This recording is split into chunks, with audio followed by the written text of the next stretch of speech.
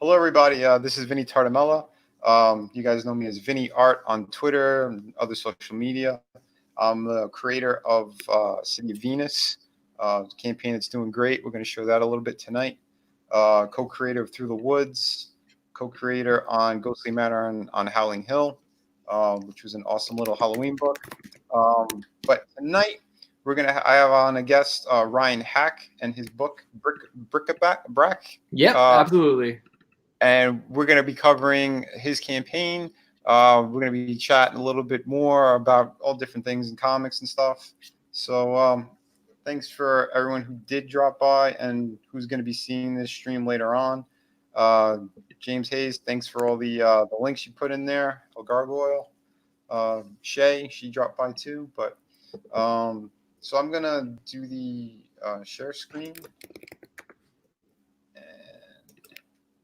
We'll go over your campaign. So I know it's been a little while since I've done a stream.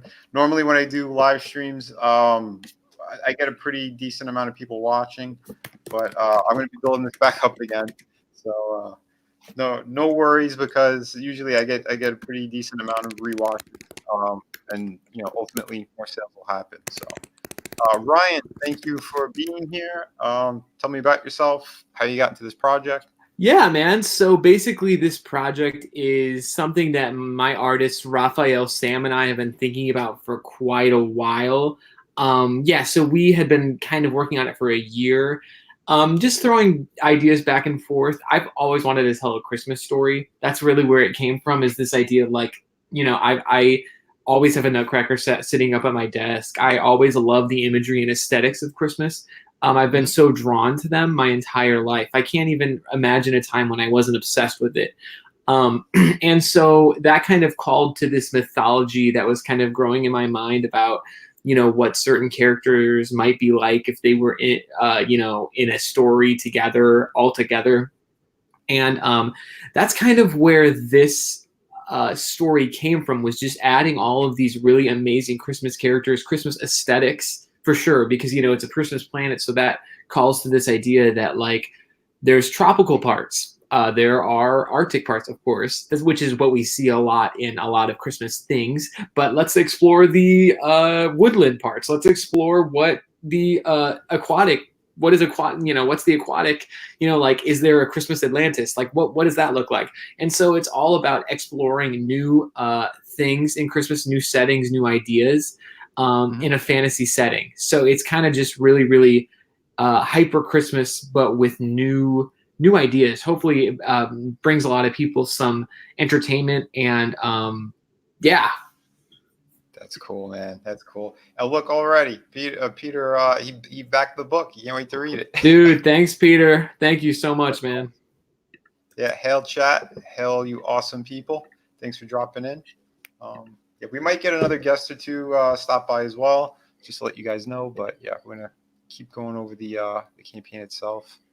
The artwork is really beautiful on it too. Yeah, Raphael is a beast. I mean, there's no doubt about it. He is a complete beast, and I'm just so beyond thrilled to be able to work with him finally. And we're just kind of in production now. As I told you, I just got a page from him, which is super exciting because I haven't gotten a page from him since we finished getting this campaign ready together. So it's like, man, we're getting back into it. I'm getting the ordinance already for some of the rewards, and those are coming in. I shared some images on Twitter, and man, this is just so exciting. I can't believe it. We actually funded, and it's culminating, and it's actually happening. Yeah, it looks like so much fun. These character designs are sick too, man.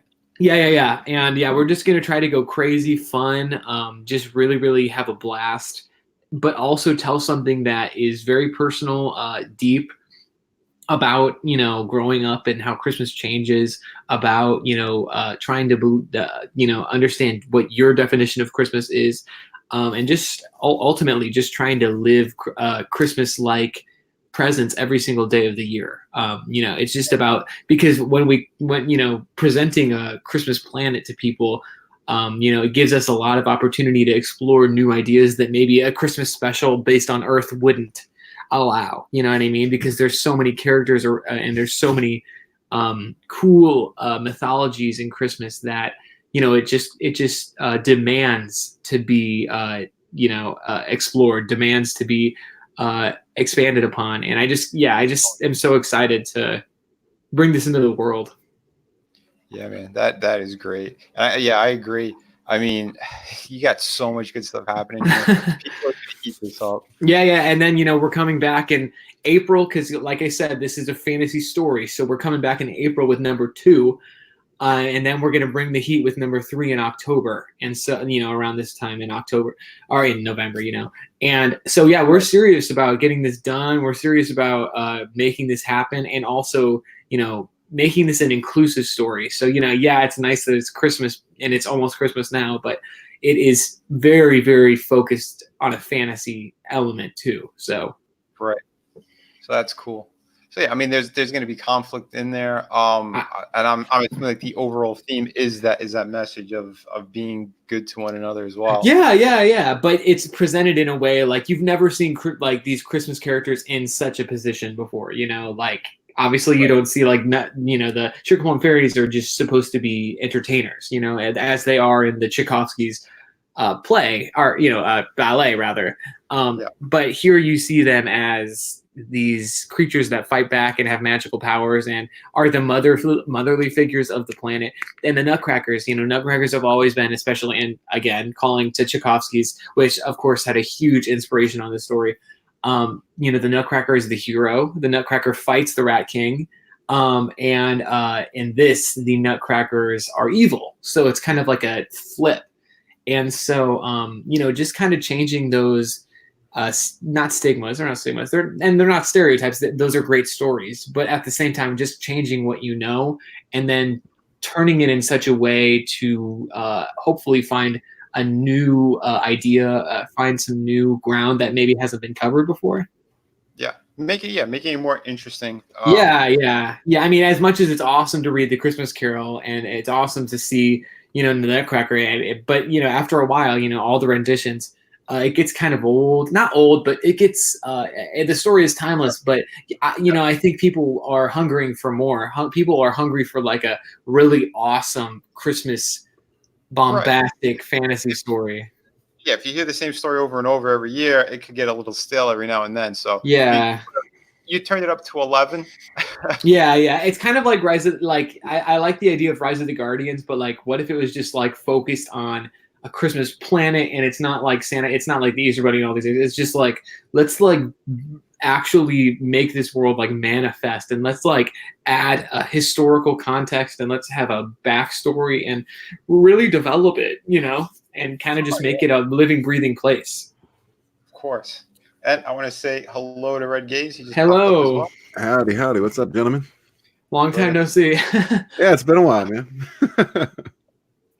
Yeah, I think last time we chatted, it was all of us. Monday night, I think, was that? Or was it? Indeed. Yep. Yeah. Wow, man. Yeah, this week has been flying by. I know, it actually did. Like, I was like, dude, I was thinking, like, did I even live through Tuesday? Like, I was like, did that actually happen? I don't even remember what I did. Yeah, Tuesday came and went pretty quick. Yeah. Did everyone else only get like maybe 2 hours of sleep and then just went straight into Wednesday? Yeah, it's like, what happened? Yeah, I don't even know. Yeah, it's been nuts. But this whole month is just disappearing rapidly. I know, dude. It's like already the 20th or 21st. It's like, wow. Anybody start their Christmas shopping? I haven't.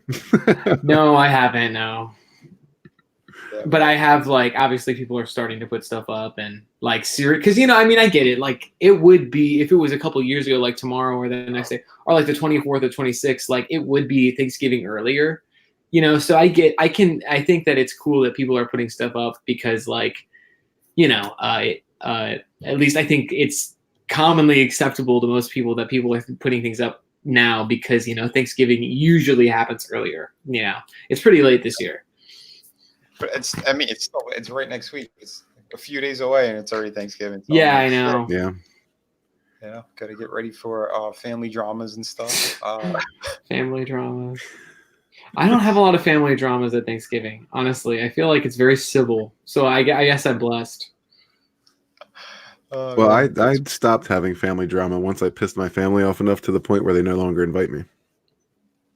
Oh my. Those sons of bitches. I'm coming to Vinny's for Thanksgiving this year. Yeah, man, you're invited, bro. Let's hit the perks. Well, actually, let's see the stretch goals first. Let's Yeah, talk about man. those. I hope we get to one. I do think we might, because we are going in demand, but I will tell you guys that there's only going to be 2 perks available in demand. It's going to be very simple. And what I mean is very simple, I mean like completely simple. Like it's going to be the reindeer games and then Lost Christmas Eve. Those are the only 2 perks going to be offered in demand. So with that being said, this is your last time to get, a sketch or, these or the deluxe digital bundle of other comics other than mine. So just to be forewarned, and also the last time you can get a digital copy alone.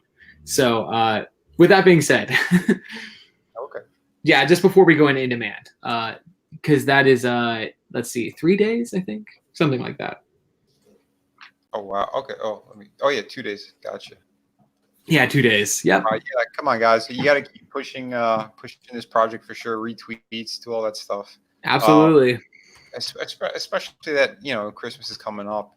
This is great. Yeah, man. So hopefully, if we get to 6,000, everyone will get a bookmark.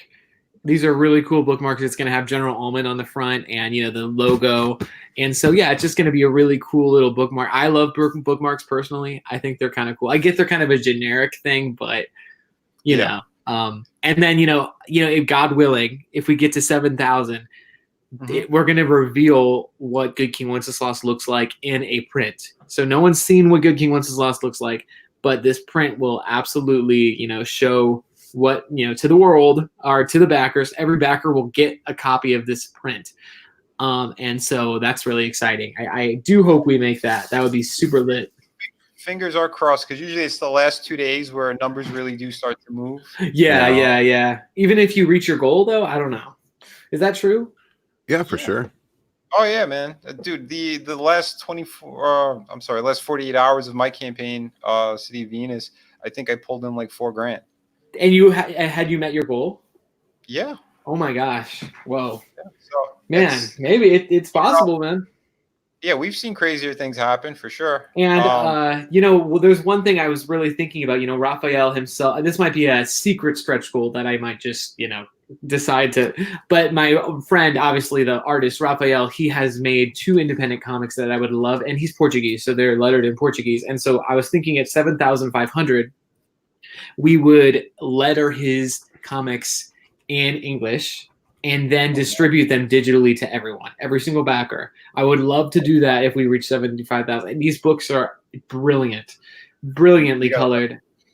You gotta let more people know about that for sure. Yeah. I'm probably gonna post a picture of it tomorrow and be like, hey, this is his amazing project that he did last year, and then this other project called The World of Z, which his own creative characters, and I would love to get it lettered in English, because these are some awesome powerhouse books. And like I said, he's a beast. So that is something you're right. I should definitely announce that.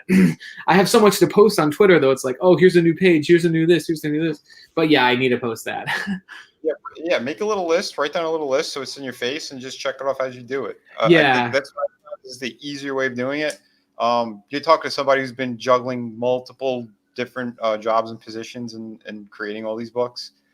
So yeah, I know how crazy it could get and time consuming, but yeah, definitely get those out as soon as you can. The sooner the better, especially that you have 2 days left. I know you're going in demand, but yeah, you definitely want to any of those perks that you want to keep going. Try to hit that as soon as possible. Yeah, for sure. Yeah, for sure. And I would love to hit them. And I just like the whole idea of stretch goals is so awesome, because it's just about getting people more value. Ultimately, it's just about getting people who are backers more of what they deserve. Everyone deserves to get spoiled, because they, that's the whole thing about crowdfunding, is like the more you give, the more you get. So that's why I like the idea of stretch goals, and that's kind of why I hope we reach them. Yeah. Oh, for sure, man. Absolutely. Yeah, I was just notified that they just got the notification for the stream now. So thanks for letting us know. But yeah, we're going to be going over the perks now for this awesome campaign. Absolutely. Featured $155. Tell us about this. Yeah, this is a sketch from Raphael of any bric-a-brac character. It's a simple sketch, but on a piece of paper. But it is, you're gonna get all the previous rewards. So that's our super cool one. $55. Yep, $55. Wow. Yeah, a cool sketch. And yep.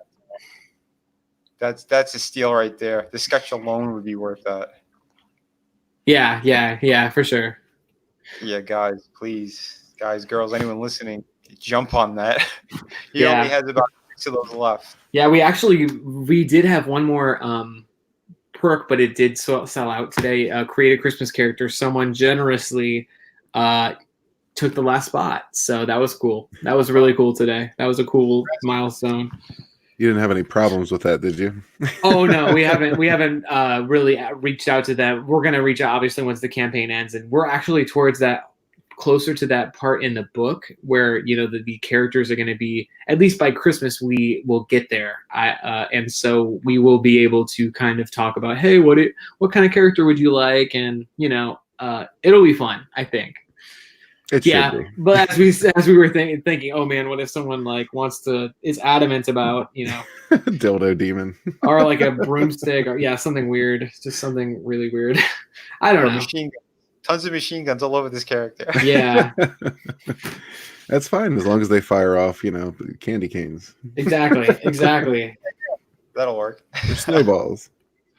Nice. So for $9, you get the digital version? Yes, as well as a copy of my last Kickstarting campaign book. It's a horror comic anthology. And so, yeah, that's what you get with that one. It's a definite value, 75 pages plus 30 pages of this new book together. So about, 100, I don't know, what is that, 105 pages together. That's a pretty good deal of all my catalog. So, that might be...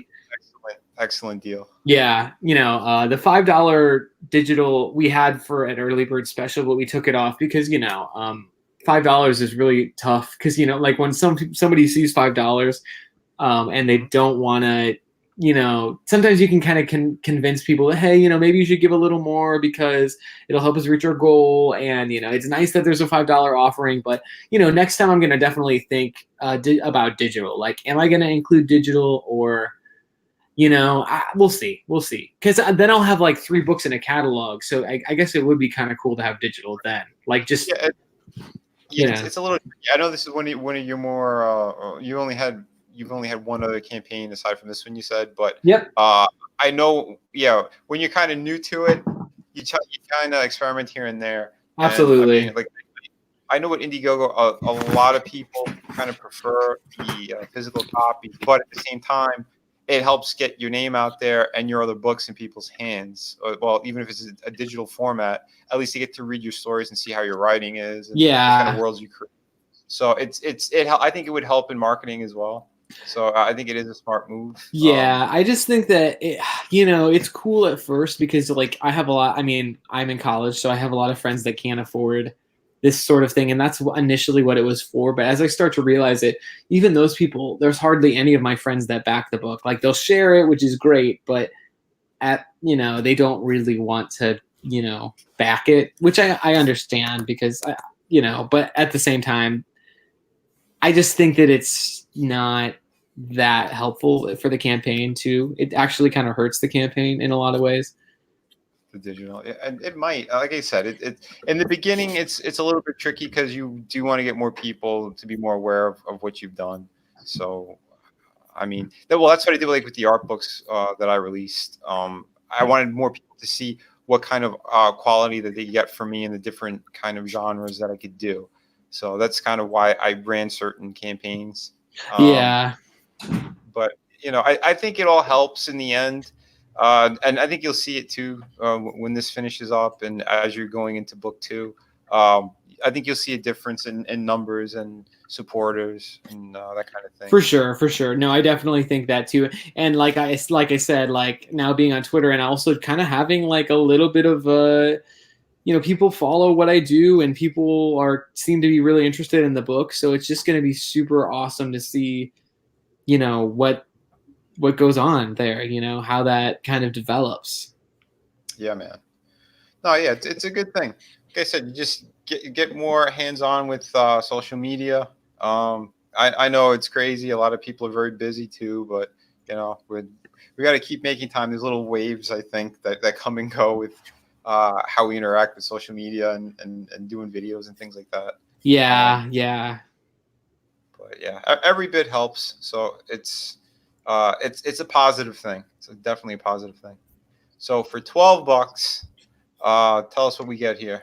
Yeah, so $12, that's the very plain digital, or the plain digital physical, and then name in the thank you page book. Yeah, if you're just looking, that seemed to be the most popular one, and so we kept it, obviously. And yeah, that's that. Try to offer something kind of cheap, $12, and so yeah, that should pretty much satisfy anyone who just wants a very, very basic version of the story. Hopefully with stretch goals makes it a little bit more exciting. Add a bookmark, add an extra print, but as it stands, that's Reindeer Games. Well, for $12, it's great. You get digital and you get the physical. Yep, absolutely. That's what I'm saying. Yeah, it's a very, very. And also, you get the version of a copy of my 75-page digital, book, horror comic. Everyone who backs the book gets that as well. My old catalog. The tears roll down. Yep, absolutely. Oh, beautiful. So that's another cool thing. Yeah, the tears. Yeah, they roll down. So. Okay. Oh, yeah. All right. Yeah. You just gotta remember, add that stuff into the next campaign so they know, or if you could alter the information. Yeah. I would like as well, because it's in the facts, I think, but yeah, someone asked it in a comment, so I put it. But yeah, you're right. I probably should have been more clear about that. But this next one is the deluxe version. So, I'm like I said, I was making ornaments now. The print above the Father Christmas thumbnail, anyone who backs the deluxe and above will get that, the Father Christmas art print, a bookmark, and then a holiday card with a little personal message by me. And then, of course, the book in digital again. So, yeah, just the deluxe version, you're getting some exclusive stuff, kind of just some more value to add to the, fold. Yeah, that's great. Yeah, bookmark, art print, ornament, holiday card. Yeah, that's some good stuff. Yeah. And again, underneath the tree, this is just that digital bundle I was talking about. So everything of the deluxe plus a digital bundle of basically comics that are from some of my friends and some people who graciously let me use them for the promotion of the campaign. This tier will be gone because it is really just for promotional purposes, just kind of like to make a cool Christmas kind of themed, tier. Mm-hmm. But yeah, so if you're interested in getting into indie comics in any way, shape, or form, I think this would be a good tier for you. And you get, let's see, 8 books with it, and so kind of cool, I think. And they're really amazing books too. So, like right now you can get Beastlands #1 right now on Kickstarter. My friend Curtis has launched Beastlands #3. So it's like all you'd have to do is just do one of his tiers where you can get Beastland 3 and then choose between #1 and #2. And there you go, and so that's kind of a cool thing. Yeah, man. Dude, so that is really great. Yeah, you're helping out your friends too. Yeah, absolutely. And they get my book too. So if they ever want to put it in a bundle, 100% they could pick from any of my catalog. So yeah, it's just a very, very cool concept, I thought. And, I might do it again. There's only 8 backers, but hey, that's cool. That's cool because people might be interested. So we'll see if it makes a comeback. I might get books that are a little bit more relevant. Some of these books are mature. Some of them have, some mature themes. So it'll be interesting to maybe next time kind of cater towards a very niche kind of all ages group, try to find books that are completely, and, again, like I said, if we can unlock a stretch goal, that might mean you get 10 books because, you get 2 of Raphael's books, 2 of mine, and then the rest is the digital bundle. So again, just trying to stack on that value. So, no, yeah, it's very good. Yeah, we give people a lot more to choose from and enjoy. Absolutely. That's cool. I like that. You get a good buddy system going, and yeah, you sold out of that one. Absolutely, yeah, that was a surprise. Yeah, no, that's great. Yeah, man. This looks like a lot of fun. Yeah, for sure. Dude, come on. Anybody watching this, jump on it. Click the links. I put them in the description. This book is going to be a lot of fun. And yeah, you could read it any time of the year. That's Ryan's goal with this. It's not just for Halloween. Christmas. For all holiday. Vinny's still coming off of the ghostly manor. Yeah, ghostly manor. Yeah, and no sleep. Holy crap. Yeah, sorry about that. So yeah, you got characters in here inspired by you? Yeah, that was my Raphael just thought, let's make a character inspired by me. So yeah, he's not like a main character or anything, but just one of Garrett's friends. Garrett's our main character who, in order to stop this war, he needs to find Father Christmas, because Father Christmas, of course, is the most magical being in all the planets. So why wouldn't he be able to help them, right? So that's kind of his goal. Obviously, there's a lot of trials and conflicts and foes and allies along the way, but yeah, that's very much his entire goal, is to find and save his friends, because the Nutcrackers have captured them. So nice. So yeah, there's Garrett. Who's this next one? That's Marie. She is basically a sister-like figure to Garrett, because she guides him through Planet Christmas. Garrett's only 10 years old, so it would only make sense that he has somewhat of a bodyguard. And basically, her interests are, she also wants to find Father Christmas because she wants to use his power to help them fight essentially. And obviously, Garrett doesn't want any fight. Garrett doesn't want anyone to fight. He just wants it to, in the snap of a finger, kind of like Tony Stark, Iron Man, and that it all is fixed, right? But things aren't that simple. And so, especially in wartime. And so that's why Marie has a secret agenda. She wants to find Father Christmas, but she's not going to tell Garrett, hey, I'm doing it because of this. And so they're at odds a little bit, and we'll kind of develop their relationship. But she's a great character, an awesome character who has parts of Garrett in her, but also rough parts of her as well, because she, is a commander in a rebellion against basically psycho Nutcrackers, right? So like a lot of her friends are in harm's way, and a lot of her friends are injured and stuff like that because of the Nutcrackers. And so yeah, it's just she's a great character. I really think her and Garrett, their relationship is one of the main kind of foundations of the story, if you will. Right, that's cool. It's a little bit like Chewie and Han. A little bit, yeah. I mean, they're good friends, but ultimately they have different goals, and but of course as the story goes on, they learn to set aside differences and become true true family. The circumstances of them meeting is. You okay? And yeah, of course, we got the crazy bad guy, our Darth Vader, if you will, our not Joker, but he is the only person crazy enough to want to take over Planet Christmas, General Almond, the Nutcracker leader, and he is just a beast. He will not let anything stop him from achieving his goal. Now, do you think that almonds are innately heinous? Is that why you chose that? Or a more simple. I didn't want to say General Nutcracker because that's like I just wanted to. I was thinking of it being like, oh, like the nut, like different sorts of nuts. Like there's another commander called General Chestnut, right? And I just kind of wanted to make it like nut family, nut themed. Just kind of. I mean, they're nutcrackers, so. What if they were all a part of like a lineage? And so I kind of envisioned that, and so we will get into a little bit of that. But not like too much or anything. It's not like we're going to go deep into the Nutcracker, family tree or anything like that. But that exists. I mean, there's a reason why he's called that, and we'll kind of briefly, but go into that. Yeah, you could add a print of the Nutcracker family tree for a stretch goal. That would be a cool idea.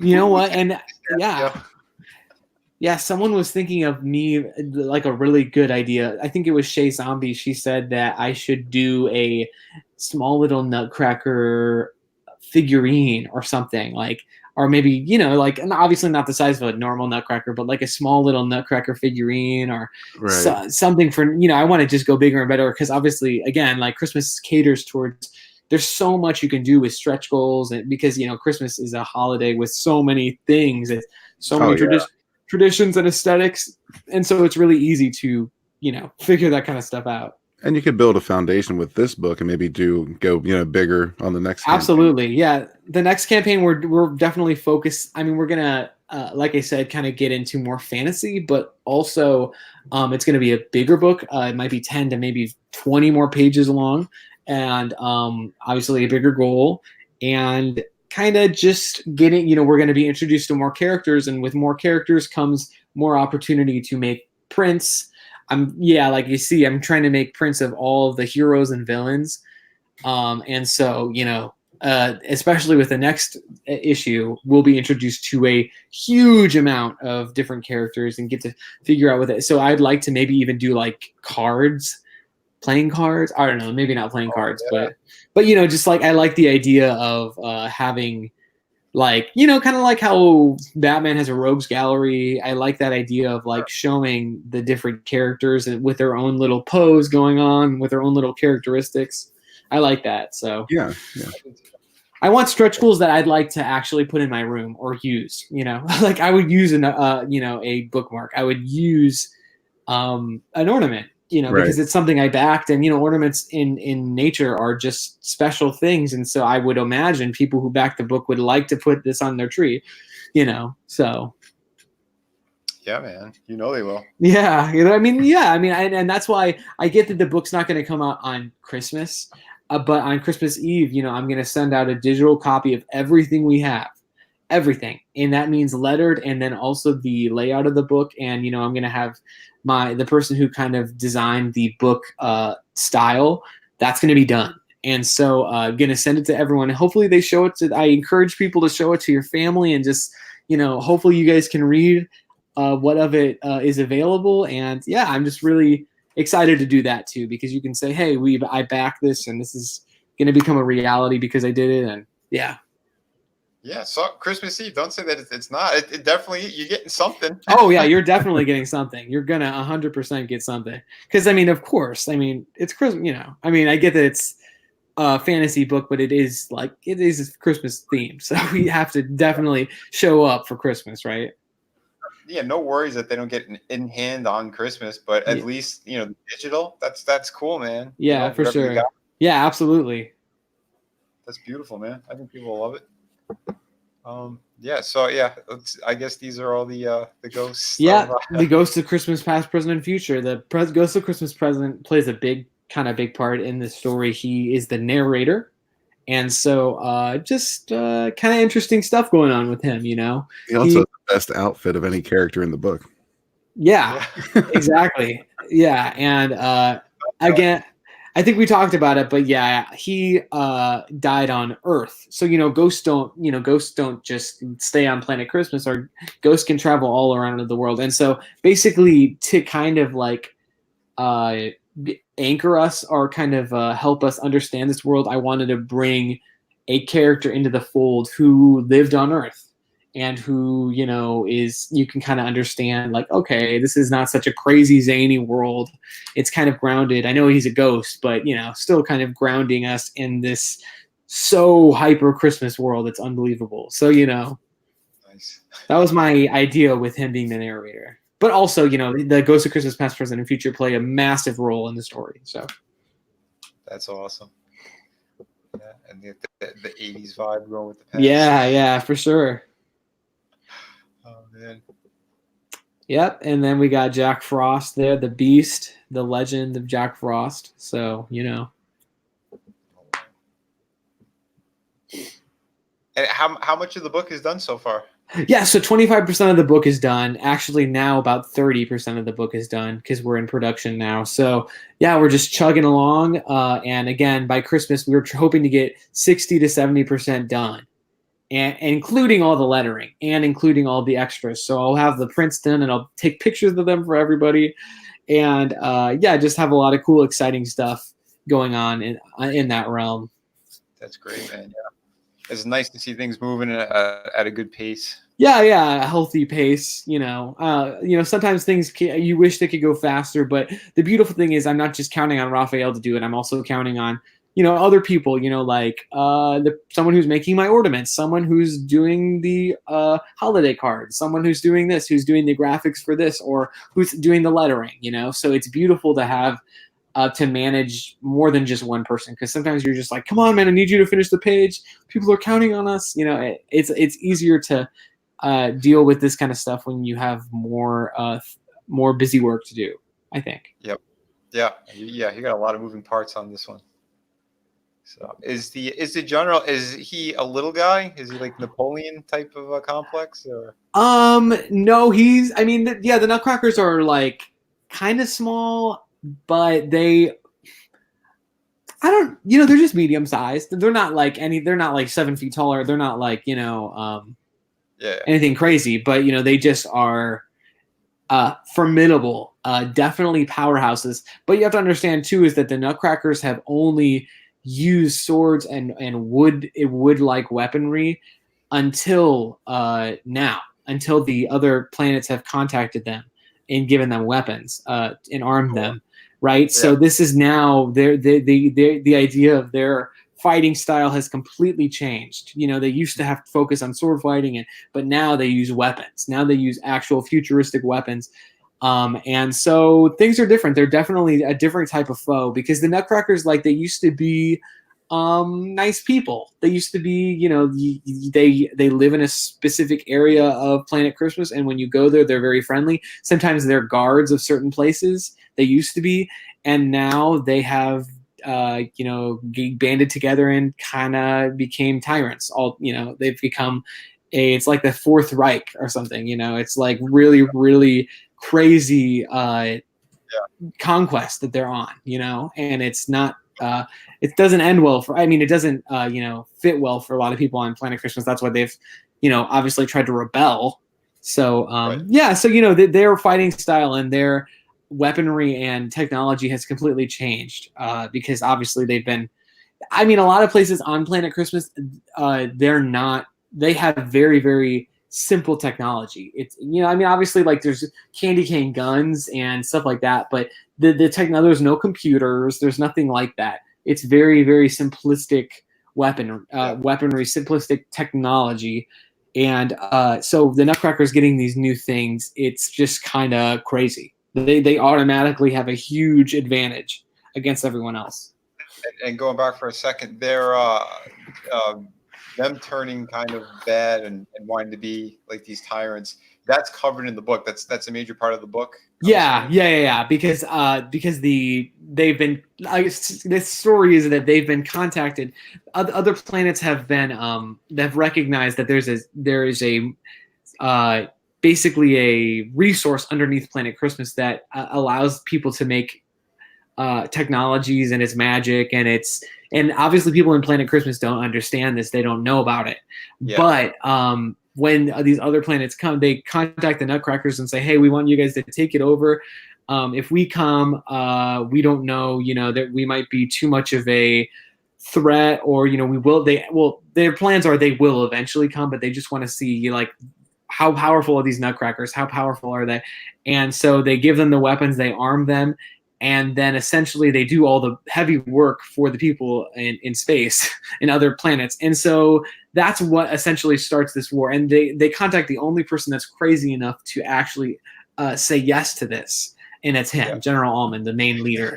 And so it's just a complicated story. But, basically, very simplistically, other planets find out about this resource, and they basically manipulate the Nutcrackers into doing the heavy work for them, because they're too busy dealing with other planets that have other resources too. So Planet Christmas is just a small little thing, it's just a little millisecond to these space pirates, right? So that's kind of the whole story. And so, at least that's their story. That's the Nutcracker story.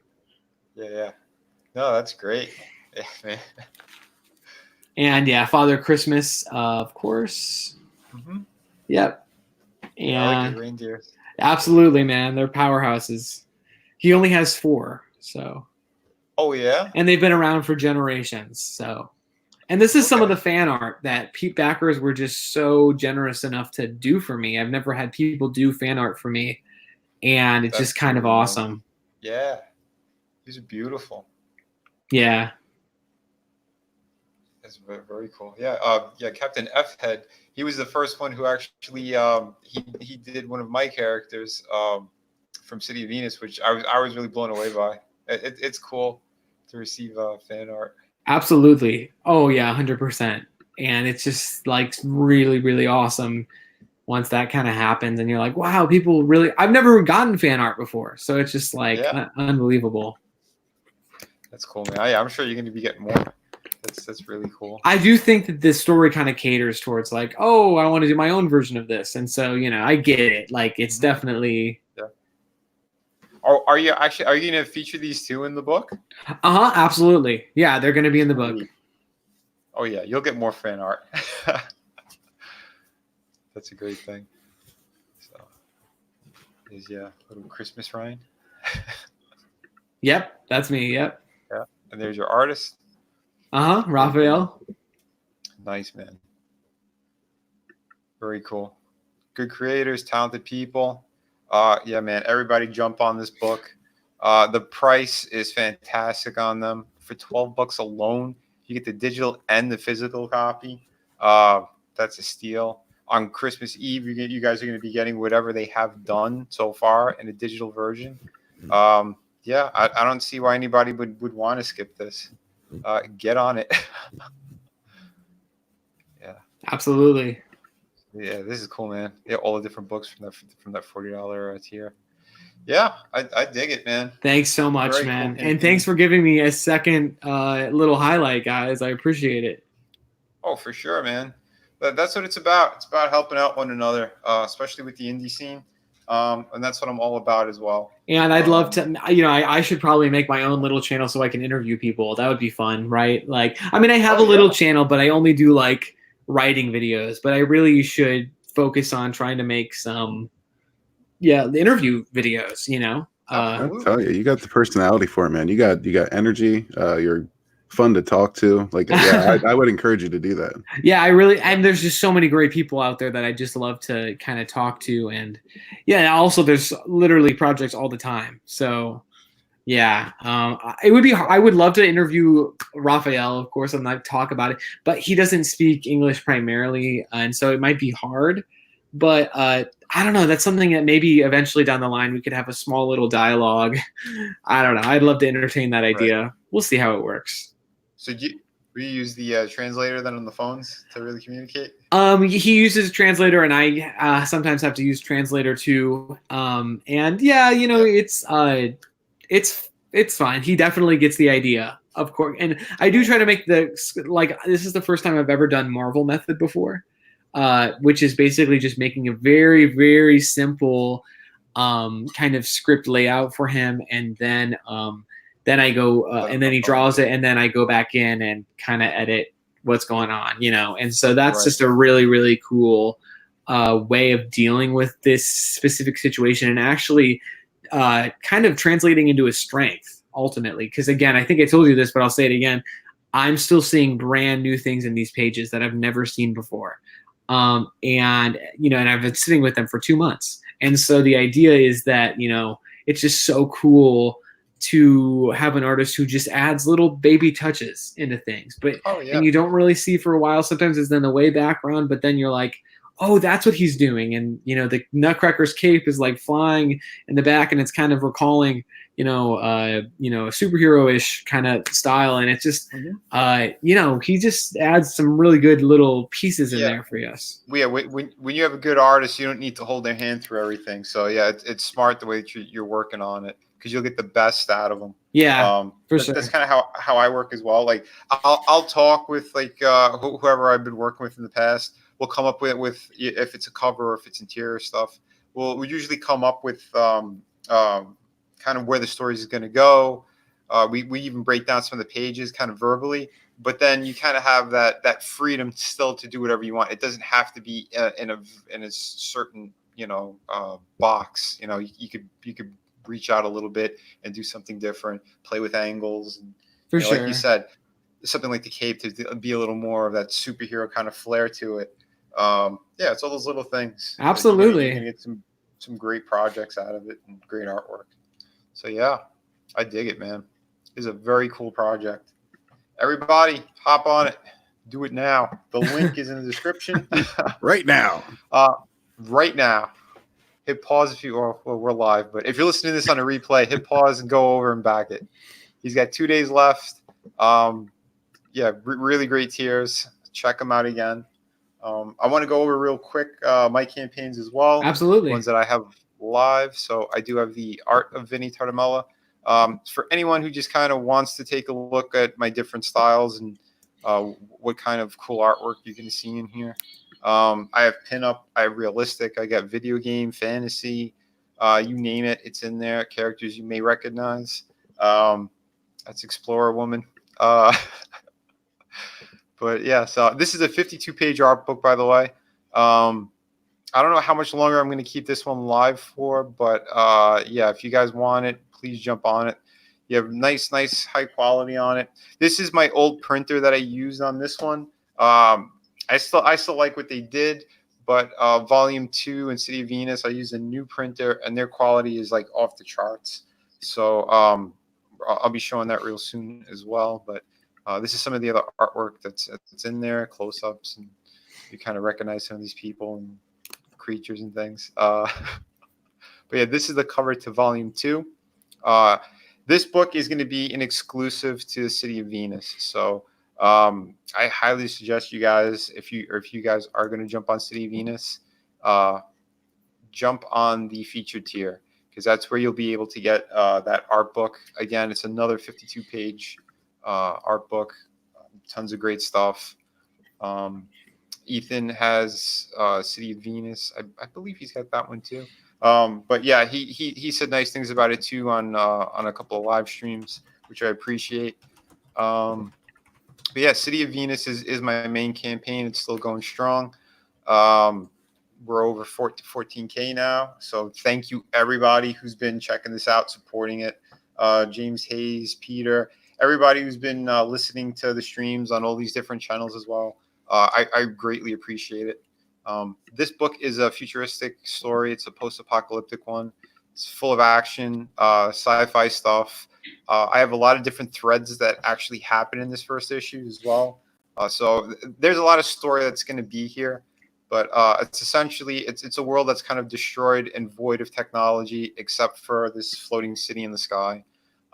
This woman has a connection to it, which we're going to cover more in issue 2 and how she got here. And, you know, because she doesn't recognize this world. The way that I start off the book is she's essentially on a rooftop, and she comes across one of the kind of scavengers and survivors of this world, they're like hidden underground. The way that I have it, there's been a lot of wars and cities have been rebuilt on top continuously. But then there was one big war, something that happened that took everything out. Yeah, I'm actually going to cover on how the city is actually in the sky as well. When the people who have all that technology, the main threat of this world. But I'll be going over all that.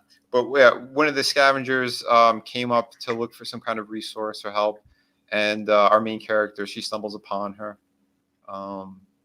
which kind of happens around here. So I kind of jump straight into the action with this story, with this book, because I want people to kind of see the world and kind of the rules of the world first, and go through like the eyes of the main character. So that is kind of the main goal on why I did this first issue the way I did it. But trust me, it does open up into a lot more. There's plenty to cover, plenty of cool surprises too. You see kind of like these, they look sort of like zombies or these creatures. They're actually failed experiments. So the people in the floating city, if they find any survivors, they'll take them in and they'll experiment on them. Because what they ultimately want, they want to prolong their lives. Because they have all the power, they have all the technology, and they just want to kind of live forever in their own little bubble of evil. So anytime that their experiments don't work, they just toss them back down. So the ones that you see roaming around are very, very dangerous. And there's going to be different kind of versions of them and kind of different factions. Some are very lethal. So yeah, like those scavengers, that's why they hide underground, because on the surface is way too dangerous. But yeah, so I introduced a couple of characters in here. We have military units that come down anytime there is technology being used, or if there's explosions or any kind of thing like that. The city in the sky it's essentially they still govern over everything. If you fart the wrong way, they'll know it. So yeah, it's a crazy world. It's dangerous, but yeah. So and I will be getting back to volume 2 on this book in 2020. Right now, my main goal for all this is I'm kind of still showing different projects and worlds that I've created. It's part of what Mela Art World is, my little brand, my company. So in 2020, in the start of it, I'm re-releasing Through the Woods as a collected edition, because a lot of people that they wanted my first campaign, now that they're more aware of me. So it is a completed book. It's going to be in about a 92-page format. I got a test sample today, which is gorgeous, really gorgeous. I might put that on Twitter pretty soon. But again, that campaign is going to be launching in early 2020. Then I have a pirate book I'm going to be doing. I've had a ton of work done on it already. Yeah, the pirate stuff is going to be a lot of fun. Love it. Then I'll be going to volume 2 of City of Venus. So I just want to make sure everybody kind of knows that. So and all these books now, I'm going to be making them from about like 40 something pages to about 50 pages each for like the single issues. So anyone who might have even thought that City of Venus is a little bit short, it's kind of the standard format. It's 32 pages, front cover to back cover, lots of cool stuff in it. But yeah, future issues are going to be more oversized in page count. So just so everybody knows that. And yeah, the Through the Woods is 92 pages. I might make it a little bit more as I start to get the campaign ready, and because I'm doing a new cover for that as well. But there's going to be more information on that released later on. Again, it's the holiday season, so lots to juggle. Still get more artwork done, and I want everybody to know that. Hardboiled Entertainment asked me, what's the deadline to purchase City of Venus? I'm definitely keeping it open into the new year. So yeah, as long as it keeps moving, I'm pretty sure I'll keep it open. If it starts to go a little bit stale, then I might eventually close it. But going into 2020, yeah, no, you're definitely good. You could still get it. I do have certain tiers though that are starting to sell out.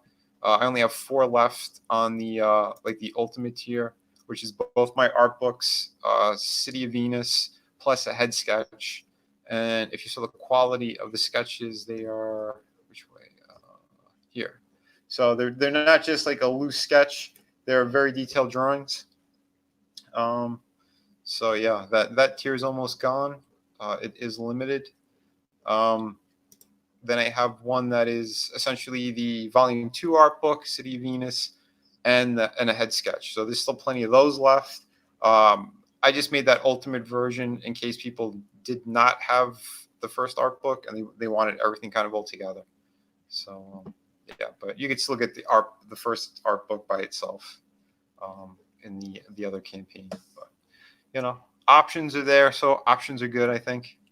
Yeah, you can get signed copy for 20, 2 copies. It's like buy one get one half off, and yeah, the featured tier. So yeah, so please check these books out. Bric-a-Brac looks like a lot of fun. Ryan's been awesome. Red Gaze, I don't want to forget him either. He's got a stream tonight. I'm going to be on that as well. It's going to be at 9 o'clock on his channel. So yes, jump sir. on board. Actually, 9:15 is the scheduled 9:15. time. Gotcha. So yeah, 9:15. Go at 9 anyway. James Hayes might be dropping links over there, and he's got cool links to drop. Yeah, and James is fun to hang out with. Yeah, James is awesome. Everyone here is awesome. So yeah, everybody, I want to thank you guys again. Please subscribe, hit the bell, ring the bell, do all that cool stuff. Ryan, is there anything you want to say or to direct people towards? Not really, just that this is in the next 2 days. Yeah, there's only going to be 2 more tiers, 2 more reward perks left. So just to make everyone aware, and then we're only going to be on in demand until December 24th. So that's just kind of the that's my message. But if you want the ornaments, if you want the the sketch or the digital bundle or just a digital copy alone, this is your last opportunity. So just wanted to say. Nice. You hear that, people? Very cool. So yeah. Oh, and yeah, anyone who didn't know, City of Venus is shipping. It has been shipping. So if you guys order this book, I either mail it same day or next day.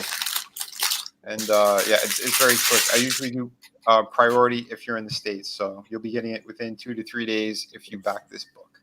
And that's including if you get the sketches. I'm pretty fast with those as well. So I just didn't want to leave that one out. All right. So thank you again, guys. 9:15. Check out Red Gaze. I'll be on there. There's going to be a lot going on. Red, you want to tell us a little bit more of the other guests that are on tonight? Yeah, absolutely. We got the Rookie Critic's going to be joining us and talk about some of his video products or projects he's got coming up. Mike Rogers will be in, if you're familiar with him. Basically, what we're trying to do on Thursday nights is mix it up with Tommy State and Fandom Menace, kind of mix those communities together a little bit because I don't see any reason why they shouldn't be. But yeah, Mike Rogers is helping Stephen Walton with his Fandom Menace books. And Sim, I'm sure everybody knows him. He'll be joining us as well. Lola, of course, will be there, and this guy Vinny. I don't know if you've heard of him. He's a little strange, but everybody needs friends, right? So, thanks, Red. You pulling me in like a lost puppy, huh? Yeah, no problem. Gee whiz, you're swell. Oh, and hard boiled. Yeah, contact him. He's looking for some interior artists for his comic projects. So yeah, check it out. And yeah, thanks again for dropping by, everybody. I'm going to be doing some more videos again soon. I might actually be showing off like a painting tutorial almost for my new cover. I dropped some flats on it, but I think I'm eventually going to start doing some live streaming as I'm painting as well.